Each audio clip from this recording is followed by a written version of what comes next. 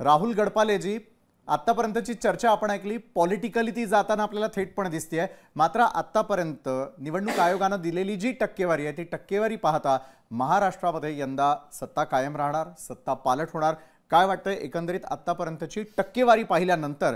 कारण हा तो क्षण आहे ज्यावेळेला सगळीकडच्या मतदान केंद्रांवरती ते बंद केलं जाईल आणि अगदी काही क्षणामध्ये लोकशाही आणि रुद्रचा हा एक्झिट पोल आमच्या सर्व प्रेक्षकांपर्यंत आम्ही घेऊन जाणार आहोत। राहुल सर, मला वाटतं लोकसभेनंतरची परिस्थिती आणि आताची मतदानाची टक्केवारी हां असं जर आपण कॅल्क्युलेशन करून पाहिलं तर त्या पोझिशन मध्ये आता महाराष्ट्रातली जी स्थिती आहे ती मला खूप काटेकी टक्कर ज्याला आपण म्हणतो तर तशा बरोबर। स्वरूपात कुणालाही कुठल्याही प्रकारची क्लिअर मेजॉरिटी मला या क्षणाला तरी वाटत नाहीये हां की हां हां कुणालाही प्रकारची एकदम क्लिअर मेजॉरिटी मिळेल। बरं खूप डाईस सिच्युएशन्स आहेत। यावेळेची जर तुम्ही निवडणूक बघितली तर निवडणुकीमध्ये इतकं कन्फ्युजन होतं, म्हणजे बरोबर आहे। उमेदवार कुठल्या गटात गेला, त्यातला बंडखोर कोण झाला, नेमका कोण तिसराच अपक्ष कोणीतरी उभा राहिला, कुठल्या तरी अपक्षाला कुठल्या तरी पक्षाने सपोर्टच केलाय, काय तर मतदार सुद्धा गोंधळून जाऊ शकेल। बरोबर पक्षातले नेते गोंधळलेले होते आणि या सगळ्या अपक्ष आणि अशा स्वरूपाचे जे बंडखोर उमेदवार आहेत बरं त्यांच्या निकाल लागण्याच्या आधीच इव्हन इनफॅक्ट आज मतदान होतं आणि मतदान होण्याच्या आधीच 8 दिवस आधी काही पक्ष काम करायला लागलेले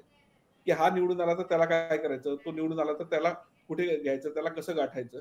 तर हे जे सगळं आताचं ओव्हरऑल महाराष्ट्रातलं राजकारण आहे ते मला वाटतं एका अशा टप्प्यावर येऊन पोहोचले की लोकांना सुद्धा आता त्याच्यातून नेमका अर्थ नेमका लागत नाहीये काय करायचं। लोकशाही मराठी ऐका, पहा, जागरूक रहा।